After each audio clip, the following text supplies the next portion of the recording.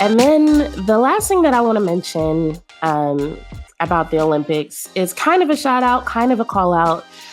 What really makes this interesting is that in 2021, when I first started this podcast and I was covering the Olympics, one of the things that we talked about was some of the new regulations coming out regarding gender identity in the Olympics, right? And so at the time, they were switching from this very strict way of measuring testosterone in athletes to a more I don't want to call it general, but basically it was a set of guidelines that allowed the governing bodies for each sport to determine how they wanted to classify athletes based on gender and whatnot. And so we had a few episodes where we talked about, and I say we because at the time I had a co-host for those who weren't around at the time.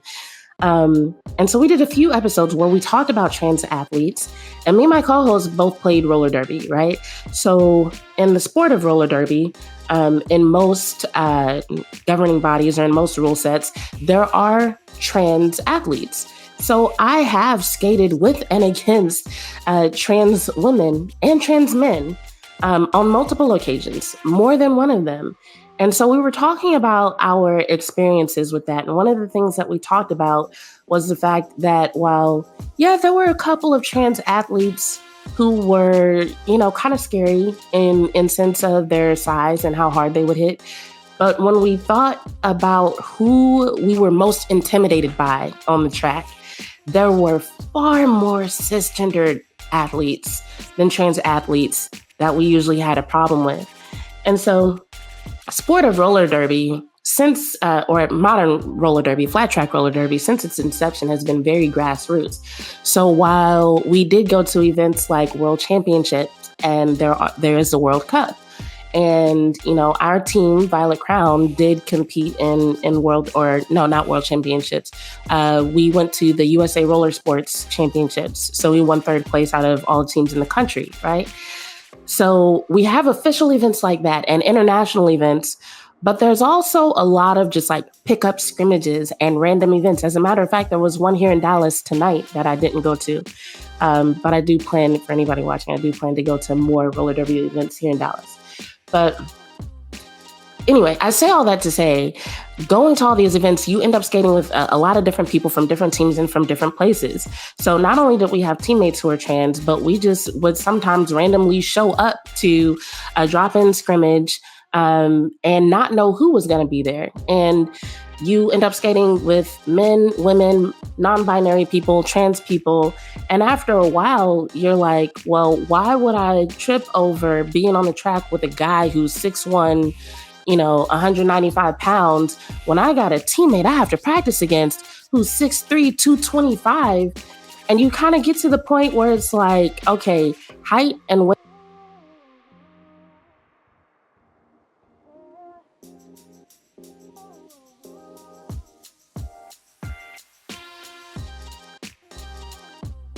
Can you hear me? Yes. Okay. Sorry. I need to get a new cable for this mic. It comes out really easily.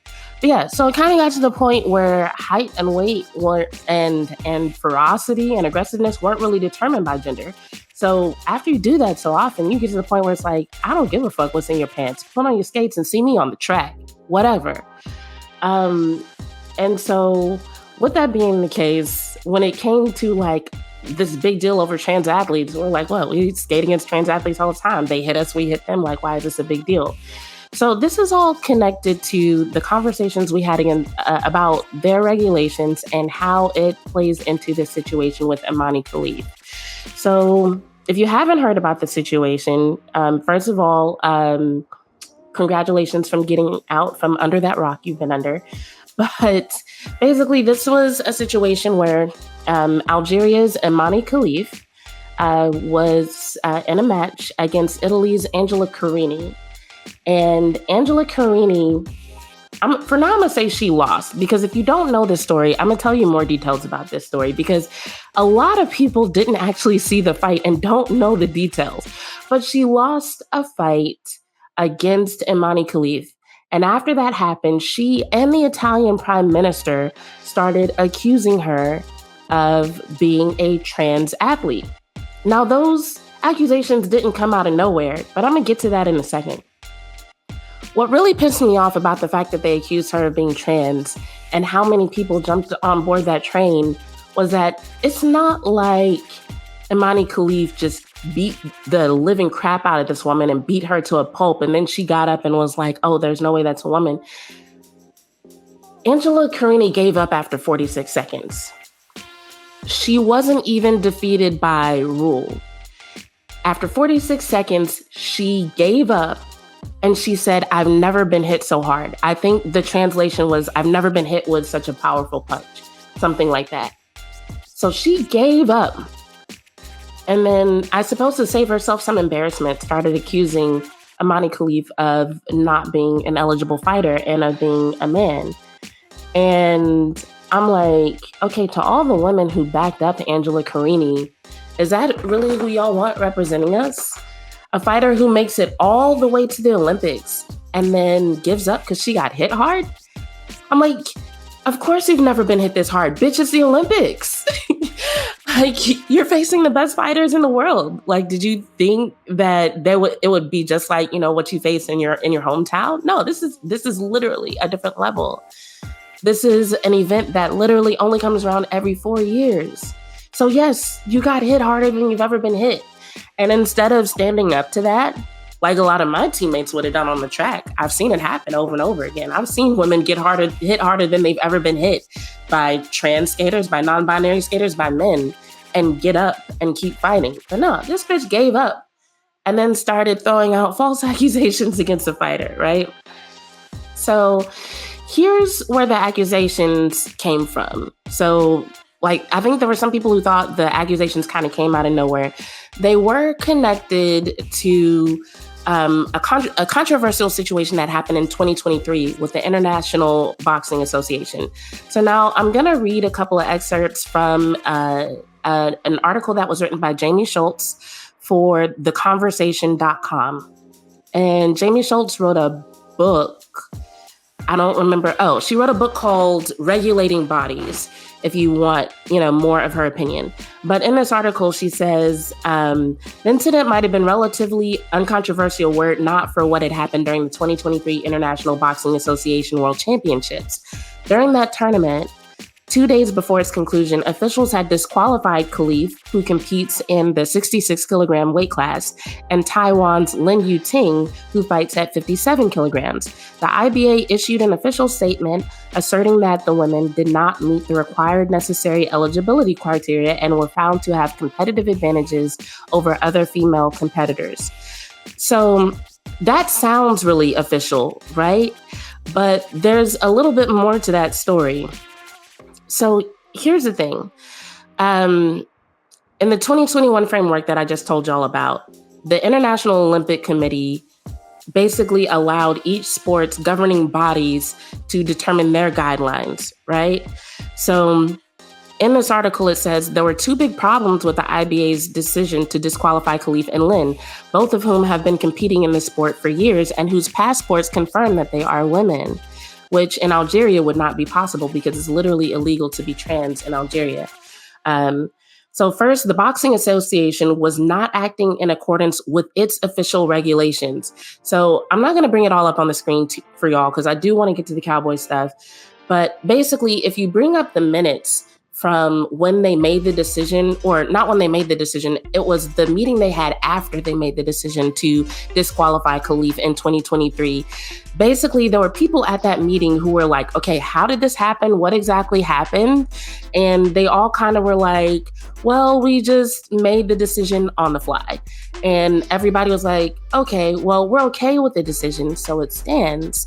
But let's kind of change how we do things so that way we do that in the future.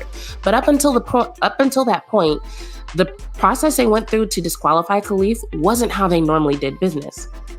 So the IOC said this. They said the IBA suddenly disqualified the women from the 2023 World Championships without any due process, and that the decision was contrary to good governance. So in other words, anybody who heard about this ruling, the International Olympic Committee had already said, yo, we know what the IBA did and we're not here for it. It's not okay. the article goes on, it says, second, the IOC no longer regards the IBA as boxing's international federation. And it was partially due to this situation where they disqualified these two women. But what's more concerning, it says, after a series of concerns about the IBA's finances, governance, and ethics, the IOC stripped the IBA of its official recognition in 2023 and instead appointed the Paris 2024 boxing unit to organize the Olympic tournament. So in other words, the International Olympic Committee was like, okay, we don't like how you went about disqualifying these two women. But even beyond that, the way you do business, the way you handle your finances, your ethics, we don't fuck with none of it, actually. So we're just going to remove you from governing this whole sport, and we're going to organize Olympic boxing with somebody else because we don't trust you. So one other thing to note is that there still is no knowledge of what exactly happened that caused these two women to be disqualified. So if you look at the minutes and if you look at the documentation from the IBA concerning Khelif, they just said that there was a test that was done and that it's sealed, that it's secure, and they can't release anything about it. So not the IOC or anybody who has any access to the records that are supposed to be public has any idea of why these women were actually suspended. The IBA was just like, well, we decided that they have an unfair competitive advantage over other women, and so we're going to disqualify them. That is such bullshit. And so basically, a lot of the people who are saying, no, this is a trans fighter, were going back to what the IBA did last year in World Championships. But the IBA themselves has no justification for what they did. And whatever they did, whatever was found during their investigation, the IOC was like, we don't fuck with it. So even though we gave y'all permission to set your own guidelines, y'all are going about things in such an unethical way, especially when it comes to gender identity. We're just not going to associate with you anymore. So I just wanted to put that out there because this has been such a controversial topic, and there's been a lot of facts associated with it that just have not been discussed. And if there's one thing that I like to do, it's educate my audience. So I wanted y'all to understand some of what was going on with this situation. And so something else to consider is that both of these women who I just mentioned actually did compete in the last Olympics.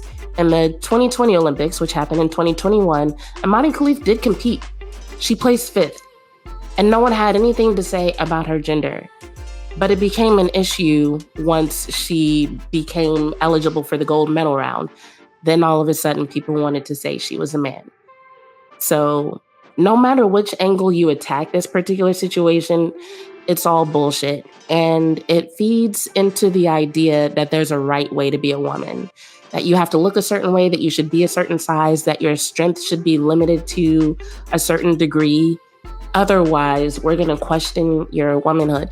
And as I mentioned a lot, I work with athletes in several capacities.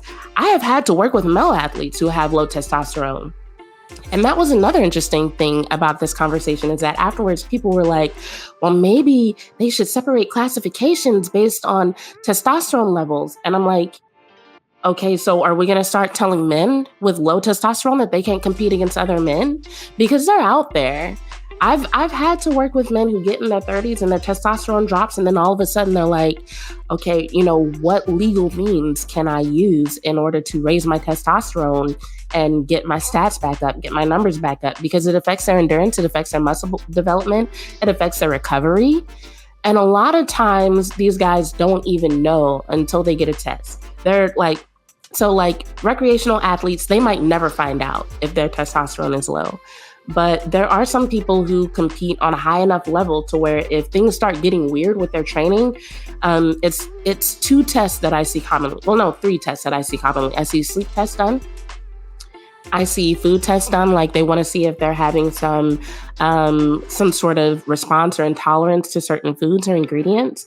And then they get blood work done to look at their testosterone and other aspects of their blood. So not everybody finds out what they're made of.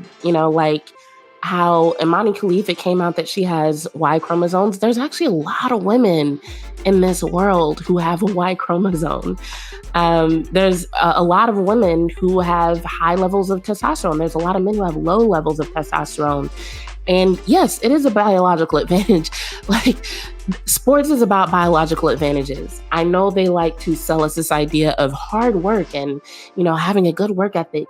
But at the end of the day, there are so many things from brain chemistry to size and weight genetics to recovery systems, energy systems, flexibility, like the stiffness or flexibility and mobility of certain ligaments. There are so many things about athletic performance that are determined by genetics that there is literally no way you could ever classify every single person based on a strict set of guidelines. And that's essentially the problem that events like the Olympics are running into today. It's that they are trying to classify athletes based on strict guidelines of what is a man and what is a woman. And unfortunately, that's just not how nature works. And so we've dealt with it for a while. And I'm sure they'll keep trying to come up with better ways to classify athletes and make competition more exciting or more fair by certain people's standards. But for now, I just really want people to get out of the idea of trying to tell other people what a woman is supposed to be and villainizing the idea of falling outside of strict gender guidelines, whether it's that you're a non-conforming woman or a non-binary person or a trans person, whatever. Like, let people live. Like, unless they're your partner, it really don't matter what's in their pants or what used to be in their pants or what they had removed from inside their pants. Like, it's crazy. But anyway, I've been on that for long enough. Let's talk about the Cowboys. We have some shout outs and call outs for them as well.